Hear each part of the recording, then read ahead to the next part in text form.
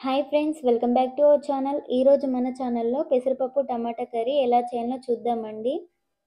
Time లేనప్పుడు ఇలా కుక్కర్లో వేసుకోండి, త్వరగా అవుతుంది. అలాగే పప్పు కర్రీ కూడా చాలా బాగుంటుందండి టేస్ట్ అనేది.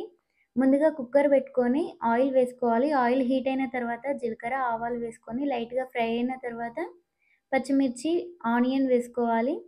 ఇవి లైట్గా ఫ్రై అవ్వనివ్వాలి. ఫ్రై అయిన తర్వాత కొంచెం కరివేపాకు వేసుకోవాలి. చాలా సింపుల్‌గా చేసుకోవచ్చండి. ఇలా కుక్కర్‌లో వేయడం వల్ల టైం మనకు చాలా సేవ్ అయితుంది. కరివేపాకు కూడా కొంచెం ఫ్రై అయిన తర్వాత అల్లం వెల్లుల్లి పేస్ట్ వేసుకొని పచ్చివాసన పోయేంత వరకు ఫ్రై చేసుకోవాలి. తర్వాత కొంచెం పసుపు వేసుకొని ఒకసారి బాగా కలుపుకోవాలి. ఒక 5 టమాటాలని సన్నగా కట్ చేసుకొని వేసుకోవాలి. వేసుకున్న తర్వాత ఒకసారి బాగా కలుపుకొని ఈ టమాటా పచ్చివాసన పోయేంత వరకు ఉడికించుకోవాలండి. ఎక్కువసేపు ఏం అవసరం లేదు. మనం కుక్కర్‌లోనే ఉడకబెడుతున్నాం కాబట్టి ఒక 5 మినిట్స్ ఉడికించుకుంటే సరిపోతుంది.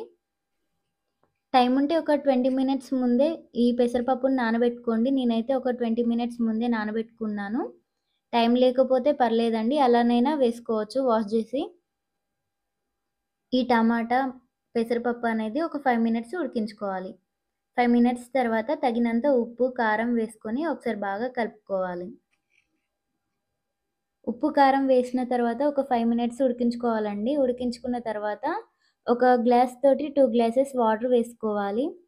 ఎక్కువ వాటర్ అవసరం లేదండి. ఓన్లీ 2 గ్లాసెస్ వేసుకుంటే సరిపోతుంది వాటరు. ఒకసారి కలుపుకున్న తర్వాత కుక్కర్ మూత పెట్టుకొని ఒకటే విజిల్ వచ్చేంత వరకు ఉంచుకోవాలండి. అస్సలు మర్చిపోకండి, ఒకటే విజిల్ వరకే ఉంచుకోండి. ఇంకొక్క విజిల్ వచ్చినా కూడా పెసరపప్పు కదా ముద్దగా అయిపోతుంది. బాగోదిగ టేస్ట్ అనేది. అందుకే ఒక్కటే విజిల్ వచ్చేంత వరకు ఉంచుకోండి. తర్వాత కుక్కర్‌లోని గాలి అంతా పోయిన తర్వాత చూడండి ఫ్రెండ్స్, ఒక్కటే విజిల్‌కి మనకు పప్పు అనేది చక్కగా ఉడికింది. మనం ఒక 20 మినిట్స్ కూడా నానబెట్టుకున్నాము పప్పు అనేది. పెసరపప్పు తొందరగా ఉడుకుతుంది. అందుకే ఒక్కటే విజిల్ సరిపోతుంది. చూసారా ఫ్రెండ్స్, ఎంత తొందరగా అయిందో మనకు పప్పు.